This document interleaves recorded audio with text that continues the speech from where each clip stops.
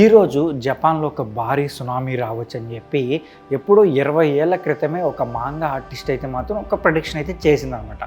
దాంతో జపాన్లో ఉన్న ప్రజలైతే మాత్రం చాలా అంటే చాలా భయపడుతున్నారు. అండ్ ఆ భయానికి తోడు రీసెంట్గా లాస్ట్ 2 వీక్స్ చూసుకున్నామంటే అక్కడ 1000కి పైగానే భూకంపాలు అయితే వచ్చాయండి. ఇది చాలా పెద్ద నెంబర్ అనే చెప్పొచ్చు అనమాట. అంటే ఇంత ఎక్కువగా భూకంపాలు అయితే ఇంతకుముందు ఎప్పుడూ రాలేదు.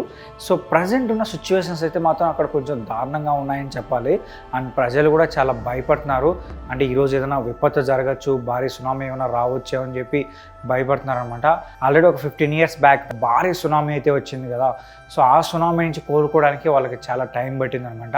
అండ్ దీనికి తోడు డూమ్డే ఫిష్ కనిపించడం వల్ల కూడా కొంతమంది అయితే నమ్ముతూ వచ్చారు. అండ్ దీని వెనక చాలా రకరకాల రీజన్స్ అయితే మాట్లాడుకుంటున్నారు అనమాట. దీనివల్ల అండి నిజంగానే సునామీ వస్తుందా, జపాన్ నాశనం అవుతుందా అంటే మాత్రం చాలామంది జరగదేమో అనుకుంటున్నారు. బట్ కొంతమంది అయితే మాత్రం నమ్ముతున్నారు అనమాట.